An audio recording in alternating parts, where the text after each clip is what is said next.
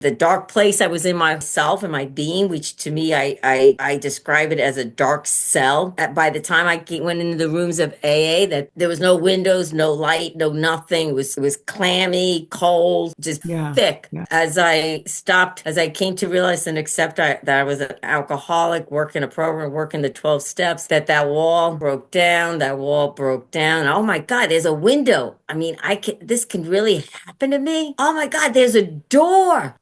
Oh my God. My journey was one of pain and suffering, but today it is one of hope, light, faith, self-discovery, everything. I always know, and I'm sure you know, that these things are happening for us and not to us. They're the catalyst to bring us God's plan and the transformation of our being.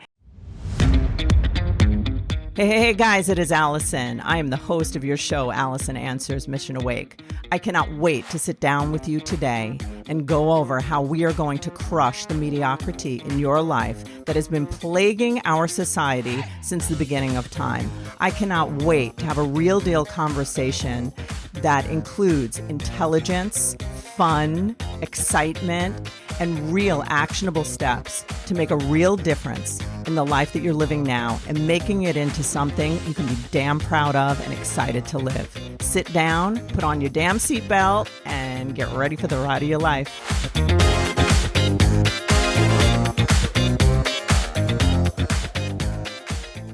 Hey, guys, how are you today? I have a fascinating guest that will be joining us shortly. This woman shares a lot of life experiences that will be illuminating for most of us. She has the experience of being an alcoholic and in recovery from alcoholism. She also has the experience of losing her mother, of choosing the vocation of a nun in a convent and leaving that due to her addiction. She also wrote a book. She is a person who just is able to talk about how to be in darkness and to come out into the light, and how her significant struggles in her life have transformed into, really a beautiful life, and showing us how to do the same.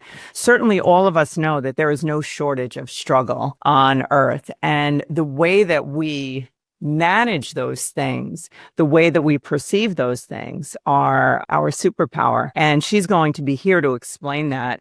She also had multiple surgeries and was born with physical challenges that had impacted her life. The book that she had written is her book, Shake the Dust Off Your Feet and Walk. It will speak to those who are hopeless and trapped. And I certainly have many times in my life felt hopeless and trapped.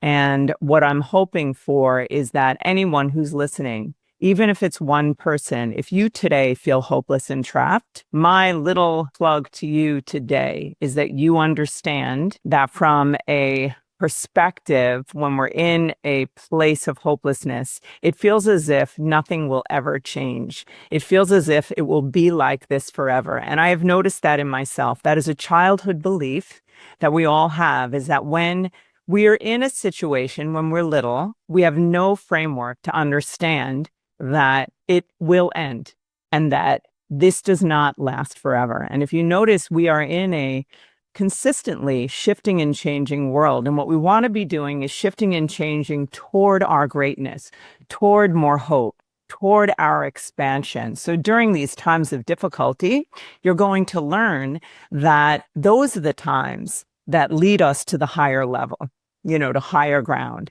that push us up when we're like, what the hell do I do? So I just want you to have hope and courage today if you are struggling. And I do believe that this woman, her name is Gina, and I honestly cannot pronounce her last name. I'm going to try in front of you guys just for the fun of it. I think I'm going to say it right, though. Economopoulos, Gina Economopoulos. So hopefully I'm saying it right. If I'm not, this is just part of being human. All right, guys, I'll see you on the other side where Gina is. Hey, guys, how are you today? I have Gina, like I just mentioned, on the podcast today, Allison Answers and Logger Counseling Services. So I just want to welcome Gina. And you know what, guys? I did say her name correctly. Let me see if I can do it again. Economopoulos. Did I say it? That is correct, Allison. I get a pin, a bonus, My a highest bonus. self said your name. That's what just happened. Okay. All right. So I must be in my highest self. So anyhow, um, Gina is here to share what I was telling people earlier is about hope and that you are an extender of hope, that you show people that in the darkness that you can still, there is always hope.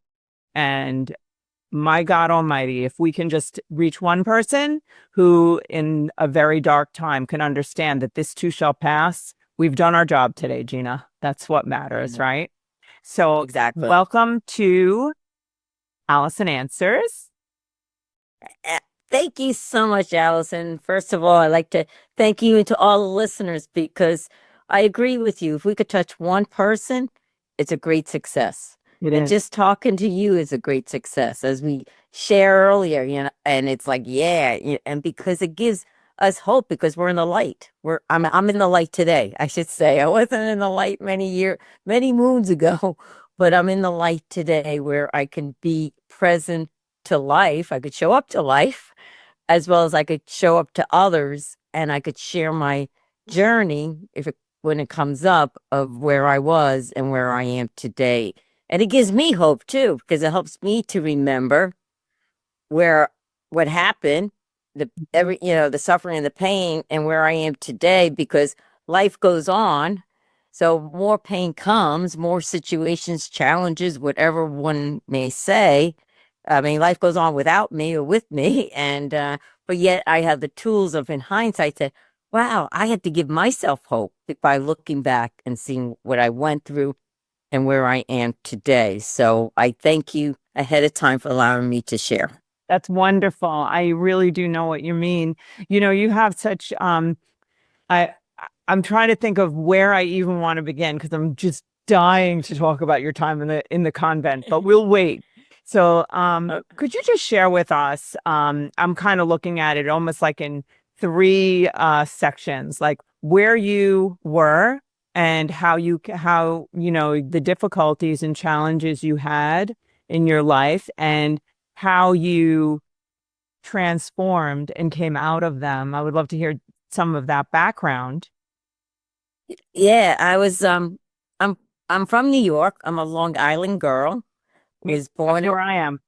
Yeah, Syosset. That was my Yeah, Huntington. go Braves. Oh, Yeah. yeah, There we go, been girl. to that hospital many times. I know that hospital oh well. But yet I that's where grew up, raised, graduated. Um I'm the seventh child. Um but when I was born with a lot of problems, health problems, difficulties. That's why I was in Huntington Hospital a lot. And as I so I was limited in playing any kind of sports, whereas I had seven siblings that were very athletic and beautiful. So at an early age, I started comparing myself. I started, thinking myself, I'm ugly, I can't do this, and forming that kind of insecurity. So throughout my childhood and even in my adult life, I had that insecurity. I was searching for that love, that acceptance to belong somewhere. Now, mind you, I came from a loving family, so I thank God that I didn't have a real dysfunctional family because I don't know where I would be. It was my parents' love that carried me. And of course, of God, but as a kid, you don't go to, you don't, church is not cool. So, so that was like my mentality, growing up, trying to fit into this crowd, fit into this crowd. And everybody loved me because I'm short, cute. Gina Lola Brigida. But Gina didn't like herself, and Gina never really shared that to anyone. She just kept everything inside her. And all I kept doing was smiling. Like I always smile, oh, everything is fine. Yeah, I'll go for another surgery. Everything is good. And yeah, instead of like saying, no, I'm in pain or I don't like this. I just kept everything inside. I was the one, when you looked at me, I smiled. I didn't complain. I didn't complain, which I thought it was good at the time, but it programmed me to to be a real emptiness within inside me growing up, if that makes sense. And it just was like a spiritual emptiness, a soul emptiness, whatever one would say. in hindsight now. I look back in hindsight.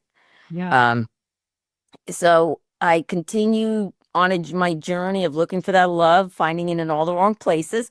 I could have wrote that song, Allison. That song was meant for me. Many could write that song, I, guys. I know, but I was like, yeah, I could have been rich by now, and that's Mhm. it. No, but and that was yes, it's so true. Everyone, but I didn't think everyone could write that song. I thought it was just me. I thought I was the only one.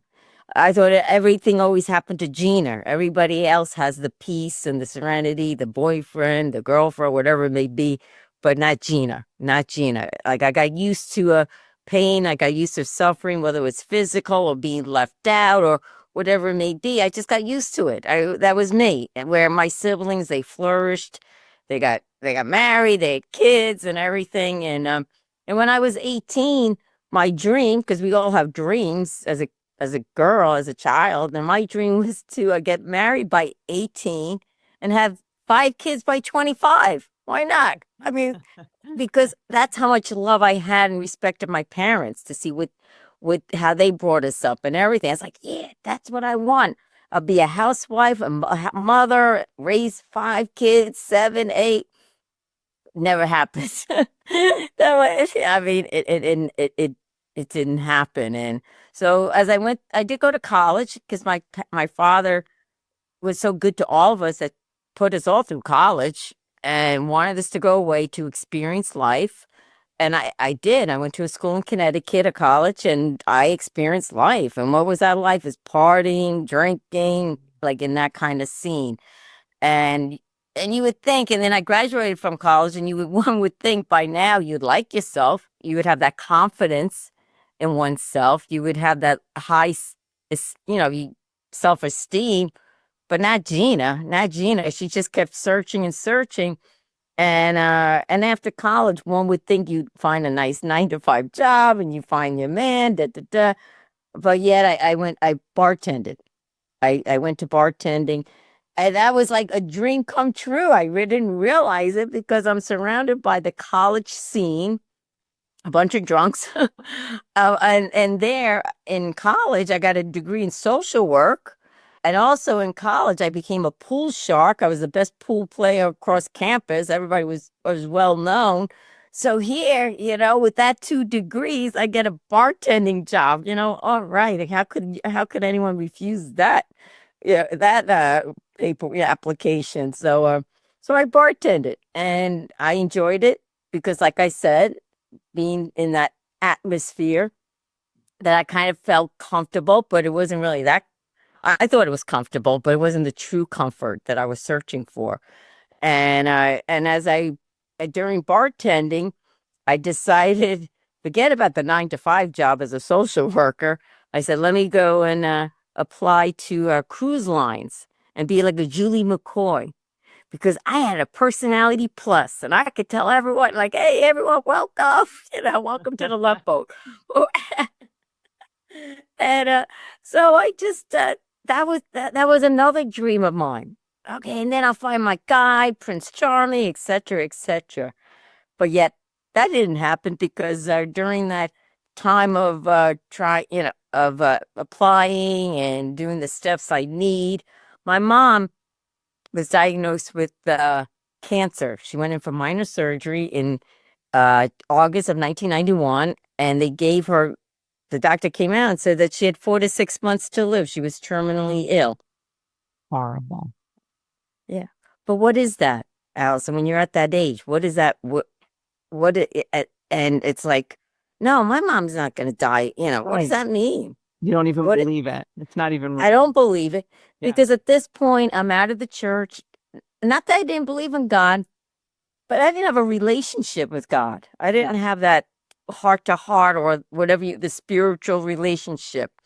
And so, of course, my mom, she was diagnosed with bone cancer, so there was nothing more could do, which I didn't know, but I'm thinking, I'm going to save her.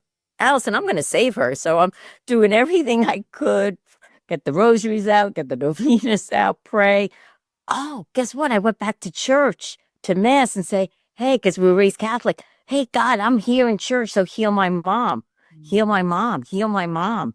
tried everything, grapes, everything, whatever we thought of, whatever it was. And but she did. She died in five months. She didn't even make it to 6 months. She died in those 5 months. And so my whole demeanor, my whole life just crashed down. I was about 23 years old, shy of 24. And once again, Allison, my older siblings were already out and about with their family, with their jobs, their white ticket fence or whatever, their lives. My younger brother, Steven, because now, mind you, my mother had my younger brother when she was 49 years old. Wow. And so it was when Stephen was 17 years old is when my mom was diagnosed. And he went off to college. So he was out of the 24/7 to see my mom, suffer. Everybody else. But guess who was there that I see now, God allowed, was me. And I'm like, I mean, I would do it again, but at that time I didn't have any faith, no hope, no love. I had nothing. So it was the most painful time in my life. Here I'm trying to save mom. She dies. I can't be the savior. What happened? I question. I just questioned it. And then at the same time, why me? Why do I have to like this? I wanted to go off and live a life on the love boat. I wanted to do this. It's like, but yet, I would do anything for my mom and my parents. And that was sort of, it was just, I fell into that role. I became, not only she was my mother, my best friend, but then at the end, she became my child because I took care of her with my dad and I. And so I developed an extra relationship with my father. So now with my mom's death and when she died, that's where a spiritual journey started, which without me realizing it. Yeah. So my mom at her wake, everyone, they mean well, but they say, oh, your mother's with God. She's not suffering. She's in a better place. And I'm like, but she's not with me. Don't dare say that. I mean, I could be very honest with my feelings. Like, no, I don't want to hear that. Right. I don't want to hear that. Yeah. But I kept hearing it. So what does Gina do? Gina's like, as I said from the beginning, is a searcher, searching for love. So I wanted to search for the meaning of life. What's the purpose of life? What's the meaning of death? Yeah. Searching. Mom, where are you? Where are you? Yeah. And came in. I went into the church one day and I could remember I'm standing in the church. And like I said, went back to the Catholic church and I said, God, I said, they say you're here, but I don't want to talk to you. So you get out and I want to talk to my mom. That's it. Oh. Don't even listen to me, God. I don't, I and that's, and in a way, that's how I handle my grief. In a way, that's how I was searching for the meaning of life. So I did. I was going to church, crying, crying, crying. If I met you back then, Allison, like some parishioner, I would be telling you your whole story, and you'd be crying with me, I'm crying with you now. And because I was always like, give me a couch and I'll share you my problems. Why me? Why? And this is like, after my mom's death. And so as I was searching, uh, things happened that it was like, wow, there is a God. Oh, wow, there is a God. Yeah. Wow. Yeah. I received what they would say a conversion, going back to my Catholic roots, being like a St. Paul, didn't get knocked off the horse. I got knocked off the bar stool. Like, wow. Oh, wow. There is a God. There is a God. There is a heaven and there is peace. Yeah. Somewhere not in this life. So I was like going on that. So I went from one going from one dark place, a dark place, going in that way, a path. And then I'm in this other place, like, yeah, everybody's going to whatever, like telling, preaching, whatever. And then that's when I became a Catholic nun. I like jumped right into becoming a Catholic nun, say, yes, this is it. I was a Catholic nun in the South Bronx of New York. So what was it like to be a Catholic nun? Well, in the beginning, it was, it was great in so many ways. I I fell in love with God in a way that I wanted to give my whole life. Vows of poverty, chastity, obedience. The community in the beginning I fell in love with because there were a bunch of young people that gave their life to God. Mhm. They were more on the conservative side, so we wore a habit like standing out as a witness. The charism was living with the poor and evangelization. So I did a lot of talking and preaching in the city, all around New York area, all around the Bronx, and all around the world, really. I became a famous Catholic nun because I had a great smile. I had a great smile. Everybody loved me. And everybody knew me. Sister Regina, everybody knew me because I was always gifted, which I do believe by nature. I have a heart of service. Yeah. I like to and working with the poor in the South Bronx, we would, reach out to the elderly. I worked with gang members, the youth, just being myself and being with them and helping them, whether it's material, spiritual, physical, whatever needs they are. And I enjoyed that. I really enjoy. Now, back in the convent, it was a challenging and it was a lot of, one would say it was a lot of challenging, a lot of pain, and a lot of suffering because during that time we were a fairly new order. So anything in new, they always have their rocks, problems. Mm. And as time was on, I was there for 12 years. Wow. I thought I was going to be there forever. Another thing, a dream, goal, or whatever. Yes, because I gave my life. Yeah. I laid down my life for God and married the church, married the community. Gave up everything, poverty, chastity, and obedience for the rest of my life. Had a ring, like a wedding, and but yet, and I mean, I did write my book and my memoir, so a lot more is in this. Is that yeah, I was in the long run, I was emotionally abused by the community. I didn't fit in by the time. My personality was not conveying to their likings. Are you At the end, Maria? Are you Maria and the Sound of no, Pizza? no, I'm not a Maria. I No, love no, I didn't feel. Pizza. I Okay. know, But that's I what I was know. No. picturing, that you're like this light and like, yeah, okay. Well, you know what? People loved me, but I know I was not a Maria. That's not the reason why I left or Okay. so on like that. And I did everything I could the last 2 years of going for therapy and different. When I was sent away, etc., because they thought there was something wrong with me, and it just came to find out that at the end of the 12 years, the sister says you don't belong here anymore.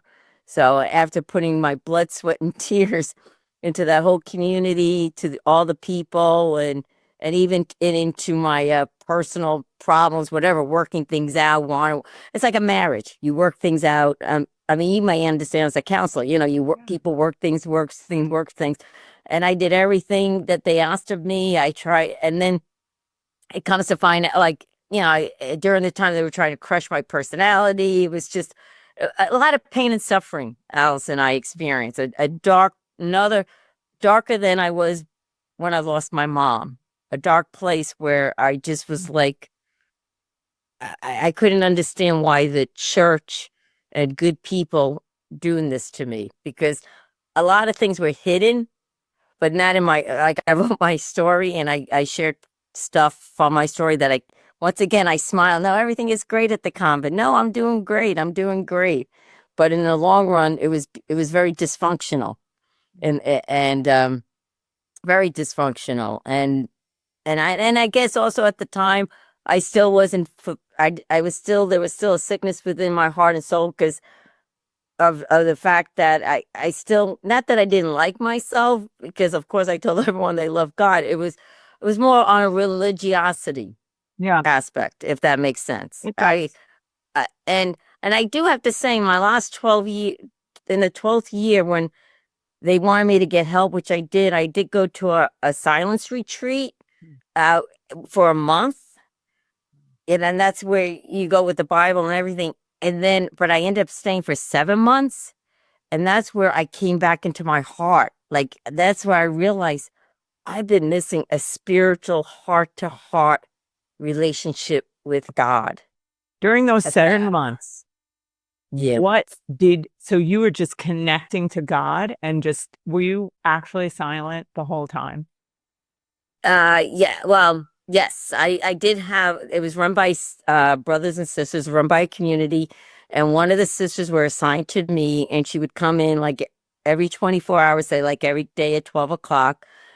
She'd give me some scriptures because all I had was a notebook and the Bible. She'll give me a scripture, say, "Be still and know who I am, know who I'm God." And then I would have to ask God what he means. So it was a journey of heart to heart. That's another tool that I learned of healing for myself. I love But that. and it just and then by the first month when I was supposed to leave, my whole everything was I was afraid to go. I couldn't even move. Like you just see yourself. And then as time went on, I got permission. Now, meanwhile, I think the sisters didn't care if I came back or not. Like, yeah, stay, stay. Yeah, because I had, and then it was in 7 months that I really received a deep grace of God that I kind of like became a heart to heart, like inside. I was like, oh my God, you know, this is what I'm missing.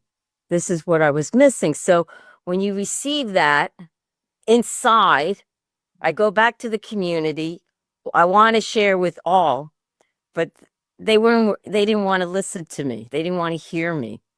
But yet I tried. I tried another few more months, and then into those 4 months, they just didn't like, I guess, I don't know what I was doing wrong or right or whatever. And they said, you don't belong here anymore. So I had to exit, left that life. It was hard.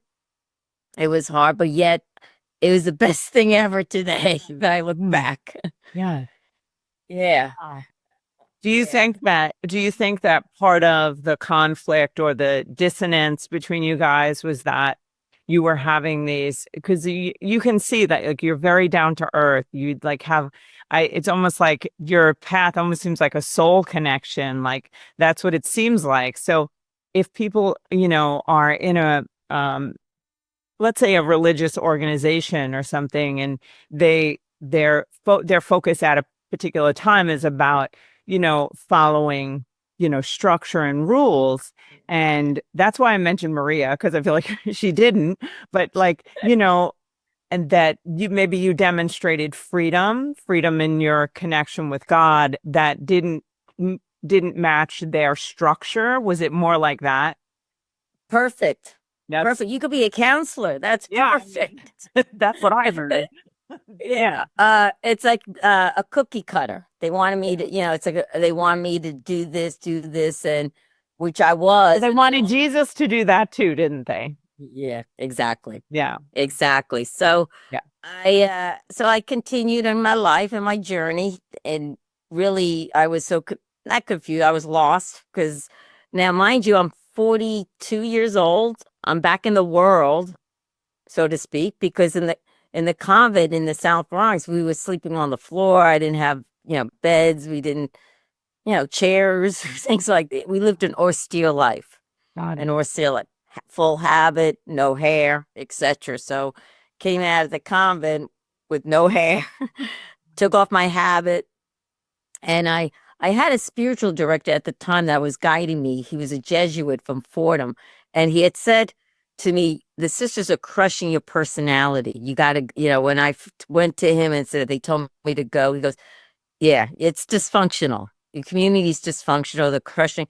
Okay, so but then he also said, because I had a habit on for 12 years, that was my identity, and he said, when you say your goodbyes next week, take off your habit and give it to them. But I said, but they told me that I could hold on to it until I feel comfortable to taking it off. No, no, no, no, no. Do it right then and there. And then that was like the best. And that's where he says to meditate on the scripture, shake the dust off your feet and walk. And ironically, that's the name of my memoir, but that's exactly what I did. That's exactly I did that, and it was sort of like yeah, I had to shake the dust off my feet, and I wasn't welcome. Now, mind you, they probably say, "Oh yeah, we did everything," and they have their story, and that's great. But this is from my personal experience and from my personal healing, and God. God bless them today. It's been 20, almost like, I guess 20 years that hopefully that whatever, God bless them. And that's where I'm up to a point saying, yeah, God bless them. That's what it is. But of course I held on so much resentment and anger and confusion. And when I left, I did go to men, went to go live with men and women with disabilities, Down syndrome, autistic. It was a transitional time, healing, which I guess I needed a lot of healing, but I didn't realize. Yeah, but they healed me. Like they just loved me unconditionally. They loved me unconditionally, and I was their house mother, their caregiver, which Oh, nice. I love to do. But I received a lot of healing, and then from there, I was 2 years doing that, and then I'm like, you know what? I'm so tired of serving. I'm so tired because as a nun, like I shared with you, I was with the dying, everyone, you name it, and it was like, I wanted to do what Gina wanted to do. So what did Gina do? She came to the Jersey Shore, and that's where I came. I love the beach. It's where heaven and earth meet. And then Gina needed to get a job.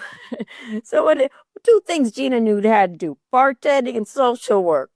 I'm not social working anymore because I'm tired. So I went back to bartending. So that's how I got back to bartending. So it's bartending, sister, bartending. Really, that's really my life in that time.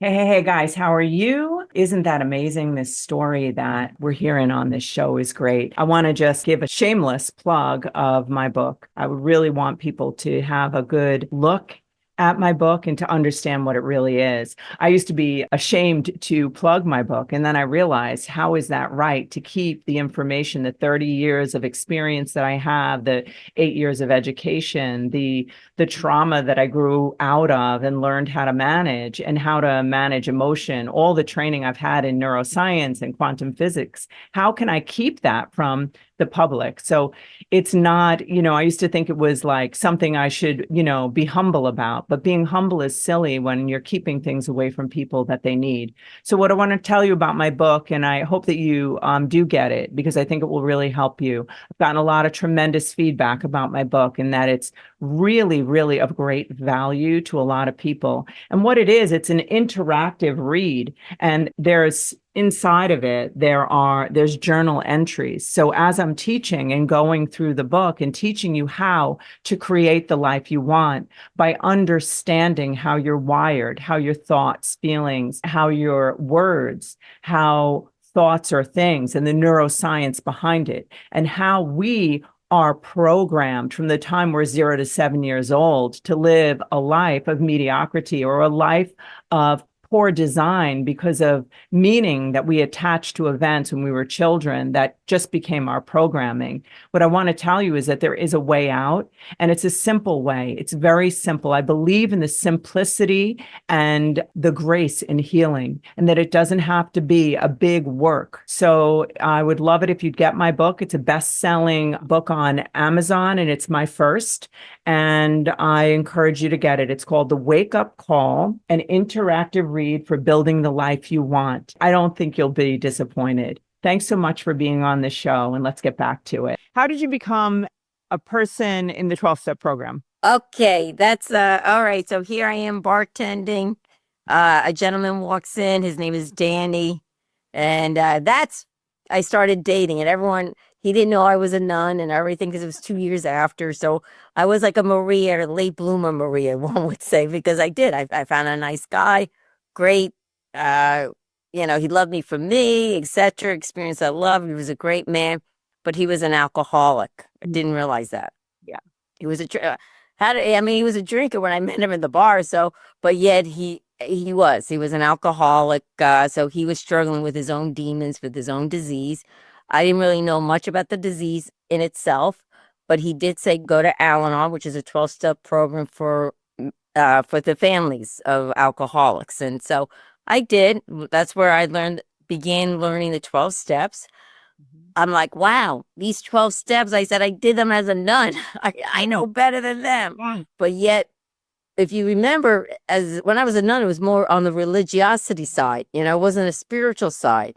And the 12-step program is a spiritual program. Yes. So here I'm in Al-Anon, but at the same time, I'm trying to fix Danny, enabling, et cetera, like we Al-Anon people do, Yes. And he was going with, seeing a counselor, going in AA back and forth, went to several rehabs, and then he found sobriety out in Arizona. So when an alcoholic finds sobriety, finds the 12 step, it's like, yay, yay, because they're great men, simply sick.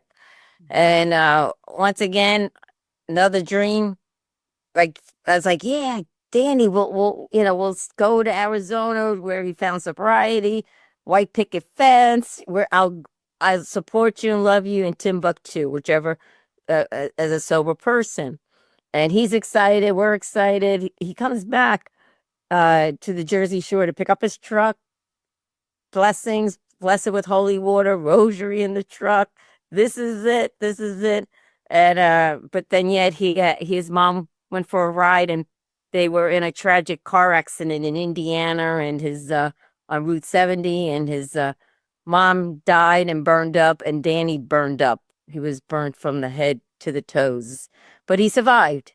So that the next morning, this was in July of 2012. That next morning, I get that dreaded 360-degree turn to say, mom's dead, but Danny is barely alive. And so, what does Gina do? She puts on her shoes just to move forward, breathe, and like, why, like, I'm tired.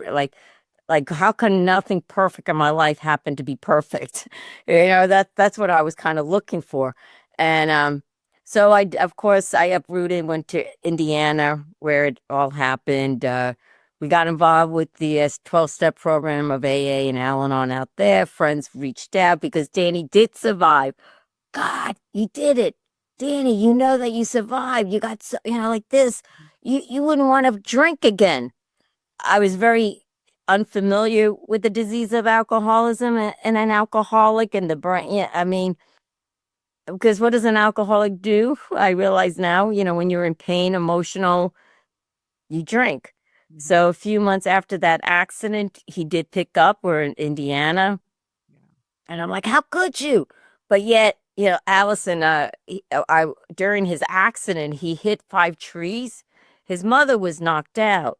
Like his mother died already on impact.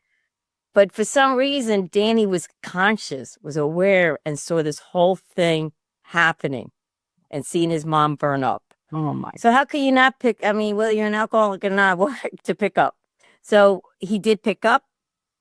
I kind of went in my crazy way and kicked him out, but yet we were engaged. Okay, gave him manipulation. You got to, bargain, da, da, da. And then a month before our wedding day on March 20th, I found him dead in his apartment. So okay, so this happens, Did he try by suicide? No, he just simply fell. Okay. He simply fell, bumped his head, And that was it. Got it. Yeah, he was dead a few days. And so that day was the day that talking about, I didn't want to live anymore. I wasn't that I would kill myself, but I was like, I did not want to live. How did you take all of this and turn it around to be a person of hope who wrote a book and all of that? How did you do that? And this is go ahead. I'm listening. Oh no, I'm sorry. No, it's okay. No, I want to hear. Yeah. What happened was that day I was in a very dark cell place. You're right. I had no hope, no God, no faith once again, but this time it was complete. I felt like my life was going to be purpose of suffering and pain.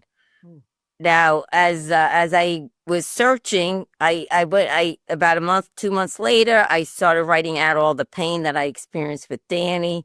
So writing helped me. And then all of a sudden, all that pain from the sisterhood came out, wrote 180 pages, and I took that aside.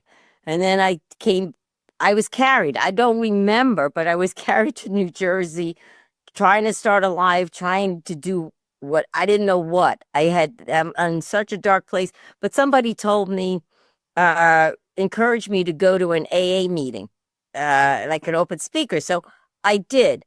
And I went there once again. I'm a searcher. Why these people are sober and Danny's dead? don't understand. Danny's a good man and you could be a jerk. You know what I mean? Like, and you're sober. Like, I couldn't understand. In that, then I was talking to someone after this particular meeting, and then they invited me to come to a closed meeting, which I'm not an alcoholic, but I can identify myself as a desire not to pick up. Yeah. That's one of the traditions. So I did. I went. I was so angry. I was crying. I didn't talk. I just wanted to kill everyone. I was like talking about gratitude. Forget, I don't want to hear all this. And then I did it for a whole year almost, about 11 months, to say the desire not to pick up, the desire not to pick up. And then somebody came to me and said, Gina, you come here every day. You're not an alcoholic. Because I'm like, no, I'm not. You are. Danny is. But what is your relationship with alcohol? And then in hindsight, I was like, oh, yeah, I was afraid. Oh, yeah, I couldn't. Oh, all those feelings and thoughts, and everything as a symptom. And the drinking, like drinking was my friend. Was escaping. Didn't want to be who I was. Looking for the love. Looking, kept drinking. Everyone else would stop. I would continue. I'd get, go all that. And so on April 2nd, 2015. I said, my name is Gina. I am an alcoholic. And I was like, who said that? Because I'm like, and that's where it was this bittersweet day.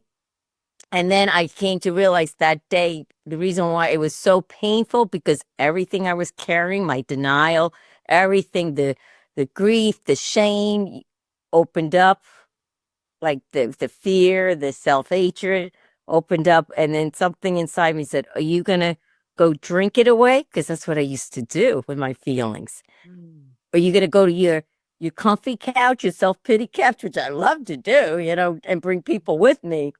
Or are you going to, be present, be in recovery, and learn the way to live life on life's terms without picking up and without feeling hopeless, because that's how I felt.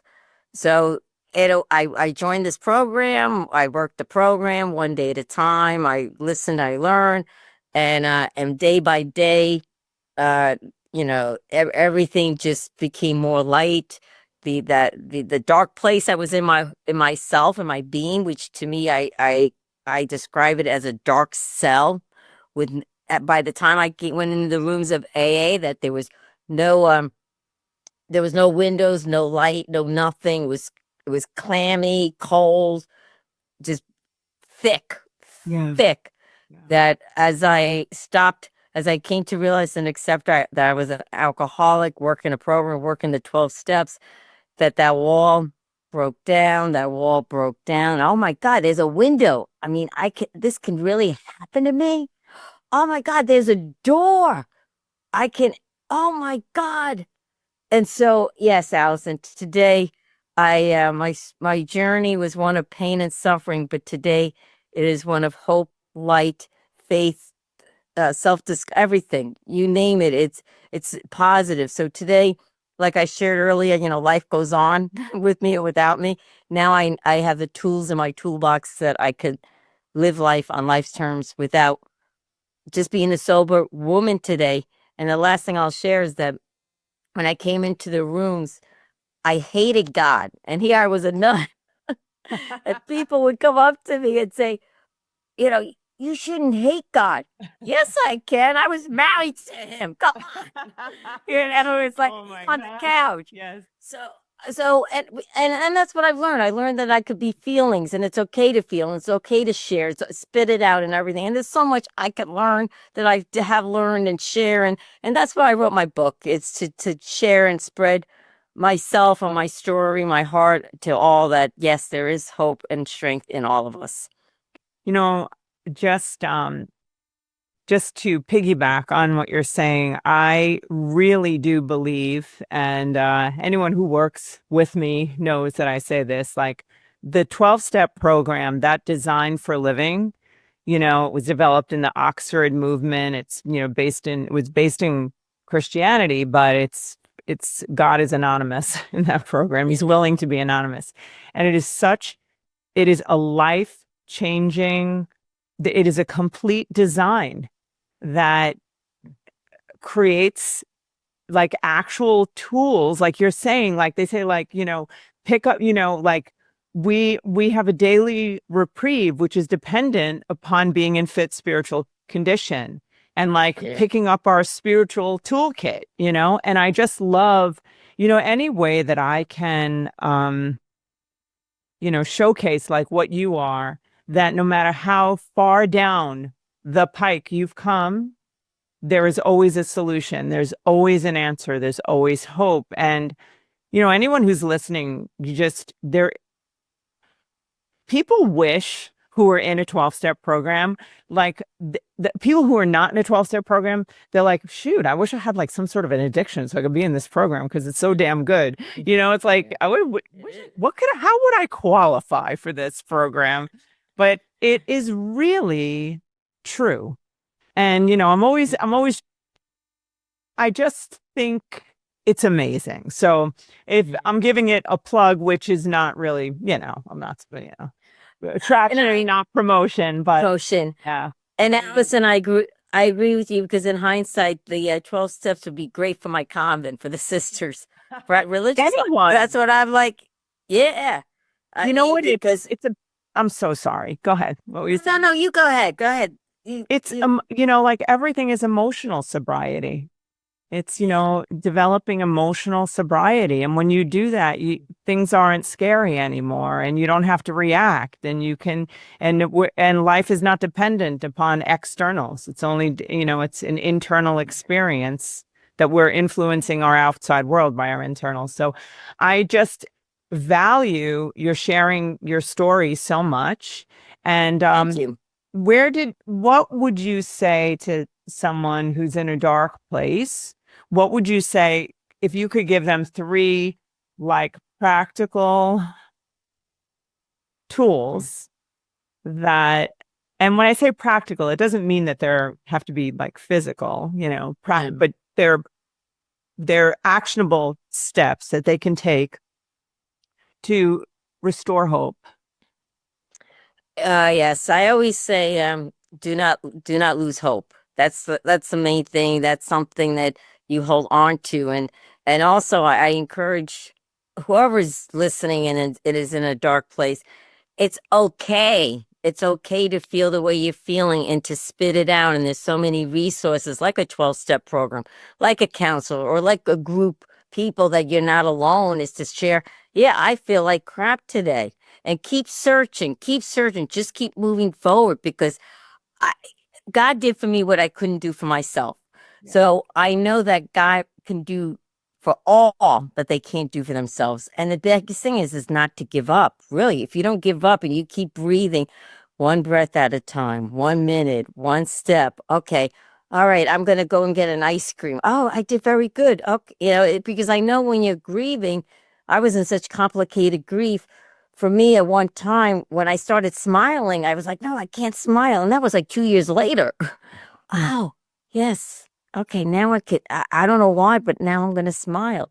And we don't question. You just keep moving, keep going forward, and especially those in any kind of addiction. Yes, there is so much resource and so much hope. And I have a website. There's so much out there. If I could do it, anybody can. What's your website? It's GinaEcon.com. Well, that was wise not to do Economopoulos. Yeah, no, I know. GinaEcon.com. The one thing that helps me, and when I tell my kids or just anyone who will listen, is that when we're in a dark place, a child's perspective and emotionally young part of us, the belief system about pain or a negative situation is that it will always be this way, which is the equivalent to despair, which is no hope. So children do not have the evidence of things changing, of transformation. So for anyone who's listening, and I have to tell myself this, even though I already know this, I have to remind myself and remember that we get a daily reprieve. It's not like, oh, I read this book and now I understand how to find hope. But then when the next situation happens, it's what do you do when you wake up? When I wake up, I say, how may I best be of service to God and man today? Thy will be done, not mine. To have intention, to be surrendered. But the thing about this is the thing about in a dark place, I have to remind myself when I start to feel the bad feeling, what's attached to it typically is this will stay this way. And it's going to get worse. That's my belief system. It is so bad now. It's staying this way and it's never going to change. And then you write a whole story about how much worse it's going to get and how basically you're going to die. That's like the feeling. Yeah. But to remember that you say, this too shall pass, but also this is not going to stay this way. Like even a good night's rest, you'll recognize it's not going to be the same way in the morning. And if it is, you'll get through that day. So, and there's certain things real quick. When you talk about hope, there's two things that I've heard. It's hope is hear other people's experience. Oh, yeah. So when you hear somebody, that gives hope, okay, I may not be at that person, but that gives me hope. And the other stand for hope is hang on, pain ends. Love that. Love that. It's interesting because the podcast before this is touching on this kind of not the same, but similar idea that in groups or hearing other people, I think that's one of the things I learned is that being in it, that's why group therapy is so powerful, because as human beings, being in our body, we feel separated. So by being with other people and knowing we're not the only ones feeling this way, that this is, if you feel it, other people feel it. If you've experienced it, other people have too. And it's like understanding that people get out of all sorts of situations and feelings. Yeah. Right? Because it's true, because you're not alone. You're not alone. And the last thing I've always heard is that if nobody told you they loved you today, we do. I love that. Well, I can say to everyone, I love you. And to Gina, that I feel such a kindred spirit to you. And I feel like I love you. And I love that your resilience, it's beautiful. And I am certain, I know you know this, but I am certain, even when you were telling me the tragedy about Dan and about your mom, I was crying. I always know, and I'm sure you know, that these things are happening for us and not to us. And they're the catalyst to bring us God's plan, and the transformation of our being. And the struggle is not necessarily God doesn't see struggle the same way we do. It's our gift. It is so true, because now in hindsight, looking back, going through a lot of healing through the 12 step and through other resources, every pain, every path, every feeling I had to go through to be the person who I am today. And I could go forward and continue to grow in and to share. So yes, there was a times like, oh, why me? Why me? No. Look at me. Look what look, God's goodness. And the last thing which I heard from your podcast previously about gratitude. Yeah, thank you. Thank you for and when those, and not that, the pain may come up or memories. Thank you. I'm healed. Thank you. It can't affect me anymore. I'm healed. Thank you. Thank you. Thank you. Thank you. And I may not feel it, but thank you. Yes. The first thing I do when I open up my eyes is I say, thank you. Thank you for this day. Thank you for the opportunity to be alive today. And you know what? Yeah. Anything that happened to us already happened, and it's not happening now. Some of my greatest tragedies in my life, and there's been quite a few, some of them, if I go back in my mind to them, it's as if I'm living them. And where they are alive is in our body. They're like because our body is this operating system is a record of memory, right? So it stores, and we can change the memory with restructuring how it is in our body. Yeah. That is true. Yeah. So true. Mm-hmm. Thank you so much, Allison. And for your service. And thank you for your service. And I just Yes. Tell the people again where they can find you and how you would like them to contact you. What is best? Tell us your book again. It's going to be in the show notes, but we'll do that. I appreciate it. The book is called Shake the Dust Off Your Feet and Walk. It's available on Amazon. And my website is ginaecon.com, where you could contact me. You could read my blogs. You could contact me, whatever it is, however you want.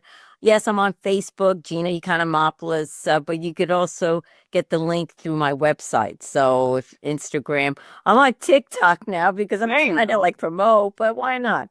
So yes, it's a joy. We'll have all of that in the show notes too. So thank you. Well, and what I want to say to the people, ready? You join me in this. Every now and then I say to them, could you guys, this podcast is like, I don't know, like top 3% globally. And basically nobody's following me on or subscribed on YouTube. I mean, not nobody, but could you guys please just subscribe? I will. Thank you. Because it helps me to be able to do other things on the podcast. I don't monetize the podcast at all. All I want you guys to do is if something on this podcast has meaning for you and you appreciate it and it has helped you in some way, send it to someone else who you believe would be transformed. I'm not looking to just get big. I'm looking for life transformation for as many people as possible. It's not to make $1. Okay. So if you could just do that for me that's your cost. It's your payment for me. It's just share, please. Okay. And totally agreed, because that's how we could serve one another in helping yourself, you have to help yourself, and you could help others by sharing whatever. Yes. And this is awesome. Thank you. Yeah. It's a wrap. Guys, thank you so much for listening to the show. I just want to say to you that we are all together a part of the Mission Awake, a mission that's going to stop the mediocrity that's plaguing all of us. So if you got something here today, I ask that you would be a part of this mission and you'd share it with whoever you can. Take a screenshot of the show and share it on your Instagram. If you are looking for me, you can find me on social media platform Instagram, Allison Answers, or Lager Counseling Services. And give us a review and subscribe if you could to YouTube, Allison Answers. That's where you're going to get a lot of content. I drop stuff every day, goofy stuff, all different kinds of stuff. 5-minute videos that just get you moving in your day. Have a great week. See you next time.